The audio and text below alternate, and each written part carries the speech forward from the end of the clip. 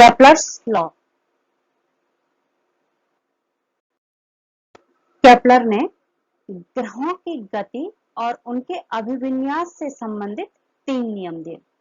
इसमें according to first law, कोई भी ग्रह सूर्य के चारों ओर दीर्घवृत्ताकार कक्षा में चक्कर लगाता है और सूर्य इस दीर्घवृत्त के एक फोकस पर स्थित होता है। जैसे यहाँ पर हमने ये सन लिया है और अर्थ इसके चारों ओर दीर्घवृत्त में चक्कर लगा रहा है और सन इस दीर्घवृत्त के एक फोकस पर स्थित है। इसे लॉ ऑफ ऑर्बिट्स भी कहते हैं या कक्षाओं का नियम भी कहा जाता है।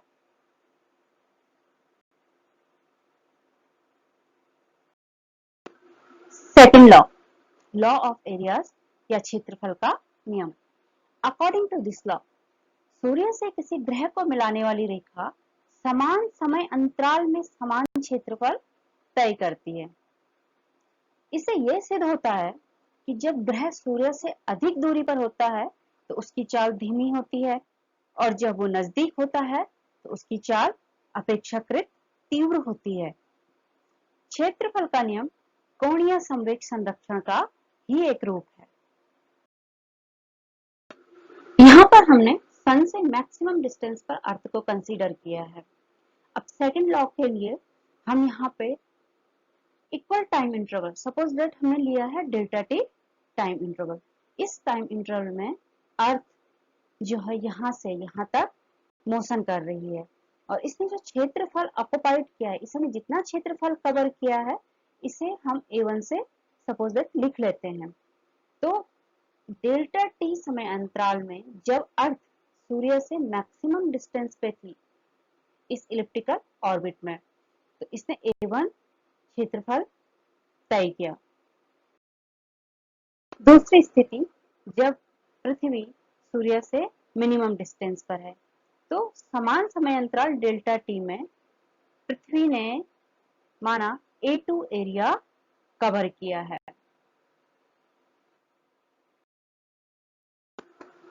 यहाँ पर दो स्थितियां हैं, पहली जब अर्थ सूर्य से मैक्सिमम डिस्टेंस पर है और दूसरी जब अर्थ सूर्य से न्यूनतम डिस्टेंस पर है।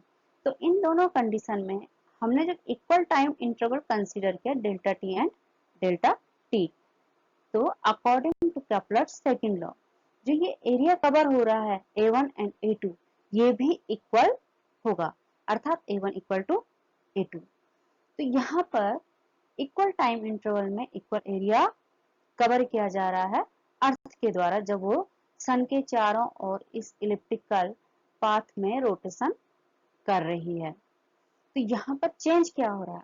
यहाँ पर ये चेंज हो रहा है कि पृथ्वी जब सूर्य से मैक्सिमम डिस्टेंस पर है तो इसकी गति मिनिमम है। इसके विपरीत जब पृथ्वी सूर्य से मिनिमम डिस्टेंस पर है तो इसकी गति मैक्सिमम है।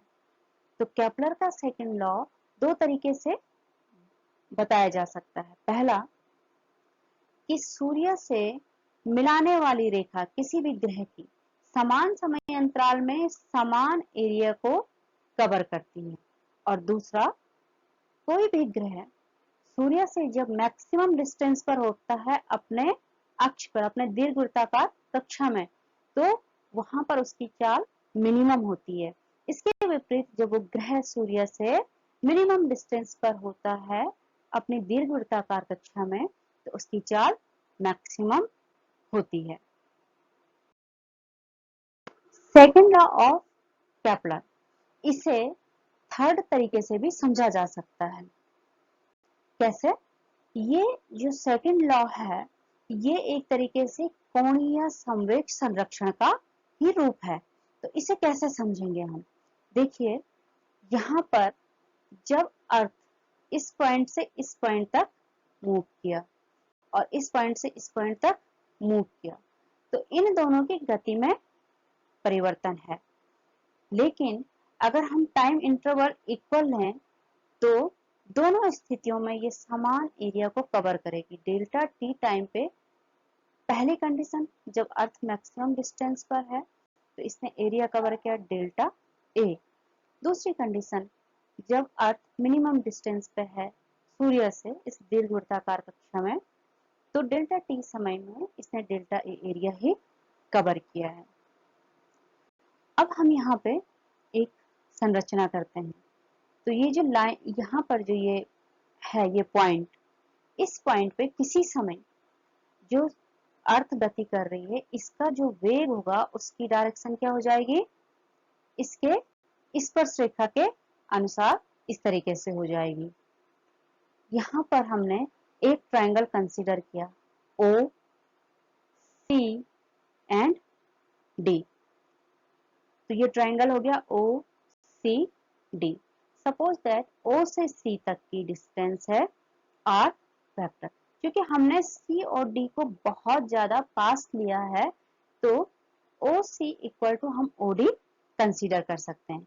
अब देखिए ट्राइंगल ओ सी और डी में ये ट्राइंगल है, और ट्राइंगल का क्षेत्रफल यानी डेल्टा ए कितना होता है, हाफ इंटू आधार गुणा गई ऊंचाई। तो ये हो जाएगा delta a equal to half into r आधार इंटू ऊंचाई यानी सी डी। तो सी डी है ऊंचाई या दूरी, तो कैसे निकल जाएगा हमारा सी डी, यहाँ पर जो सी डी है, तो सी डी है दूरी, और दूरी बराबर होता है चाल गुणा गए समय।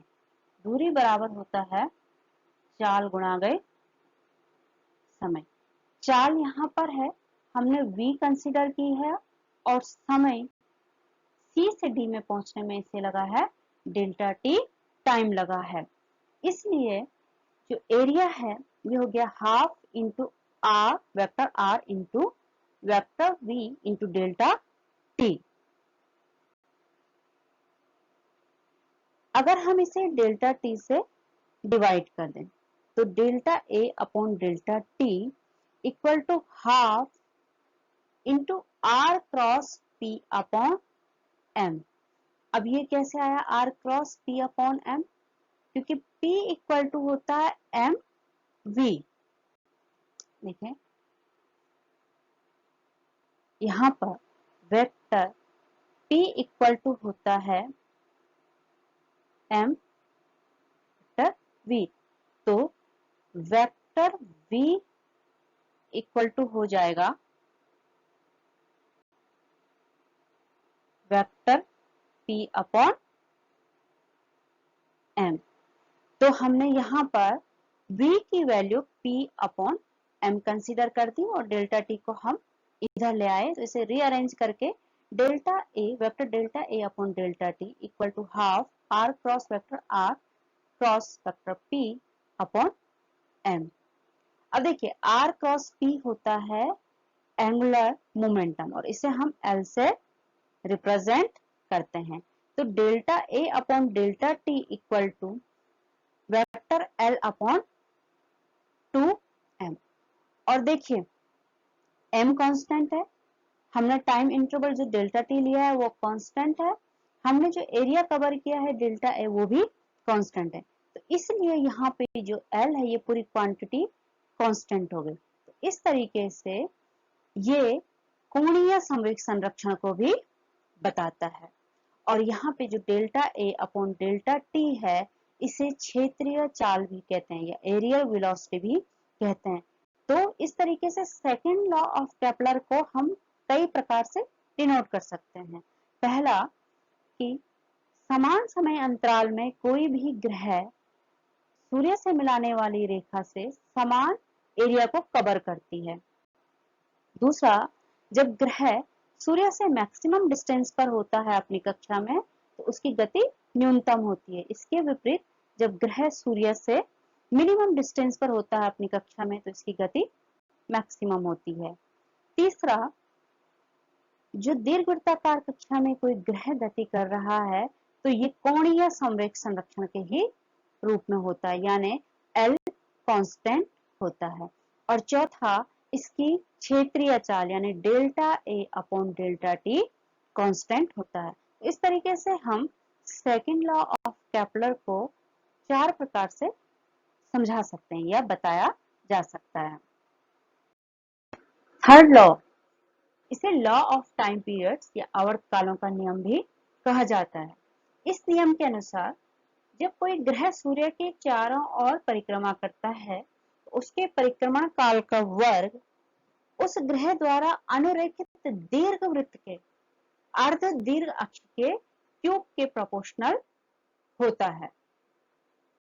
यहाँ पर सोलर फैमिली का हमने एक छोटा सा सिस्टम लिया है जिसमें सन को कंसीडर किया है एंड अर्थ को कंसीडर किया है।